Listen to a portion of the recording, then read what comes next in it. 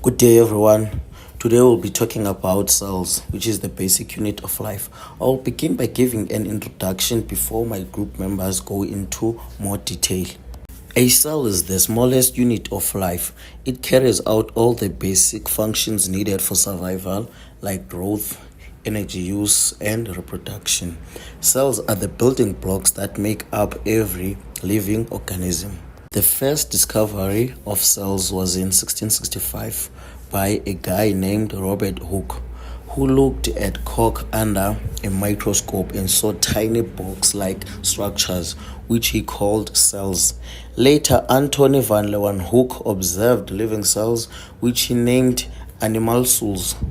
These discoveries started the study of cell biology. Scientists later developed the cell theory, which states that three important things.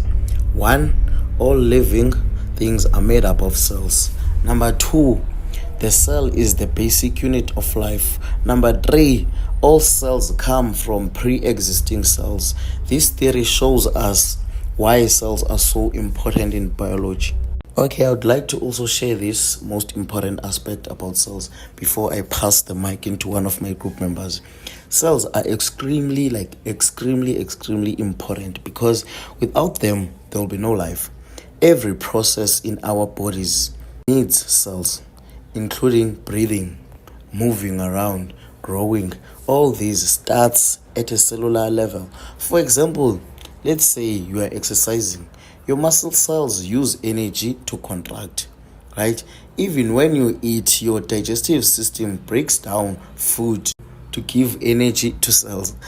This shows us that cells are not just tiny but also powerful in keeping us alive. Hello students, my name is Lerato Mahlalela, and today on the topic of cells I'm going to be covering the importance of cells on both plants and animals.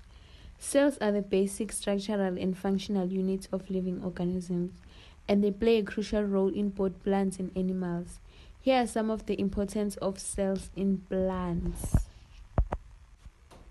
Plant cells are the building blocks of all plants. The main parts of the plant cell include the cell wall, cell membrane, cytoplasm, nucleus, vacuole, and chloroplast. There are various types of plants which include parenchyma cells, which are the major cells of plants, sclerenchyma cells, collenchyma cells, xylem cells, and pollen cells. The main importance of these cells in plants will be the process of photosynthesis. Plant cells contain chloroplast, which are responsible for photosynthesis. Photosynthesis is the process of converting light energy into chemical energy. Another importance we have is the cell wall, which is a rigid membrane that provides support, structure, and protection to the plant. And growth and development. Plant cells divide and differentiate to form tissues and organs, allowing plants to grow and develop. When I move to the importance of animal cells. Animal and human cells are different from other types of cells because they can't make their own food. Some parts of the animal cells include the nucleus, mitochondria, ribosome, cytoplasm, and the cell membrane. Animal cells are similar to plant cells, but they do not have a cell wall or chloroplast. Cells may have different shapes and sizes, but they all work together to maintain life. The importance of animal cells will be tissue formation. Animal cells come together to form tissues, which in turn form organs and organ systems. Then we also have response to stimuli. Animal cells can respond to stimuli, allowing animals to react to their environment. We also have specialized functions, where animal cells are specialized to perform specific functions such as nerve transmitting signals. In summary, cells are essential for the growth, development, and functions of both plants and animals, and they are the basic units of life. Greetings, learners. I hope you are all good. This is Rapelani Mushanganyisi, and today we will be doing or looking at the basic structures of plant cells and animal cells. We'll also identify their organelles, and then look deeper into their differences and similarities. We will start off by the plant cell. The plant cell contains ribosomes, cell membranes, the peroxisome, the vacuole, a chloroplast, a Golgi body, and a cell wall. In this structure, we look deeper into the plant cells, and their organelles are spread out. We have the mitochondrial ribosome, the cytoplasm, and the Golgi body, and a large central vacuole. We have the chloroplast, which contains the green pigment used in photosynthesis, and the endoplasmic reticulum that contains the ribosomes, and also the nucleus, which contains DNA. And then we look into the animal cell. The animal cell contains a small vacuole, a smooth endoplasmic reticulum, a cell membrane, a lysosome, and a nucleus, and the nucleolus, and the nuclear membrane. It also contains the cytoplasm and the rough endoplasmic reticulum and the mitochondrion. So now we look at the differences. So the differences between the plant cell and animal cell: on the shape, the plant cell have a irregular shape, and then the animal cells have a rigid shape. The plant cell have a large central vacuole, and then the animal cells have no vacuoles. If they are small.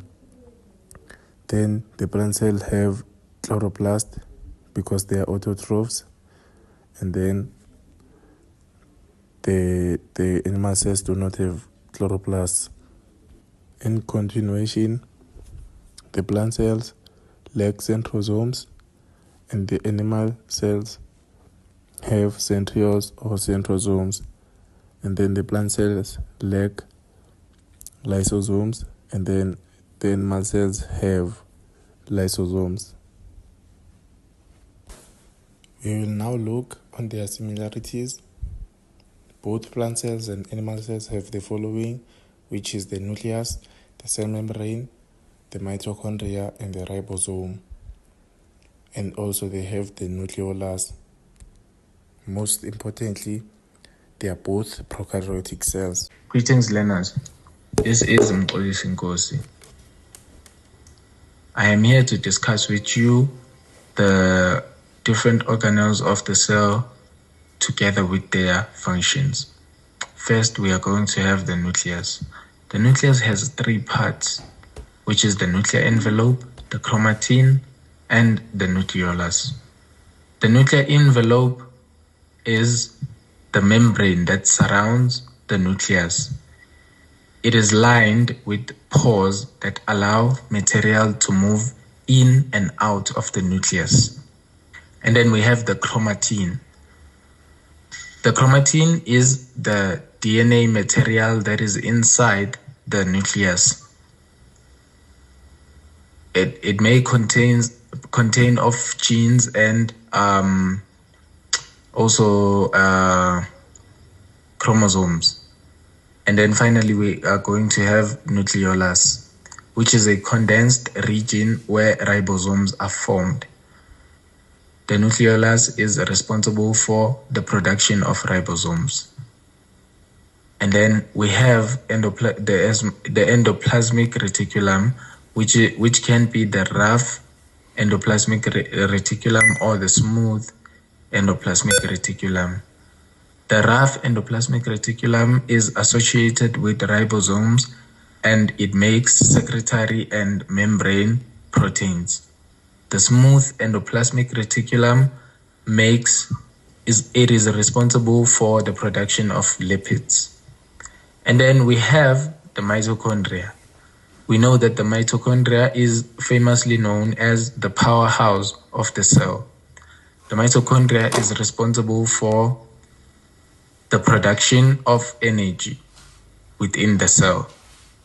And then we move to the cytoplasm, which is the jelly-like substance that is within the cell where the organelles are found.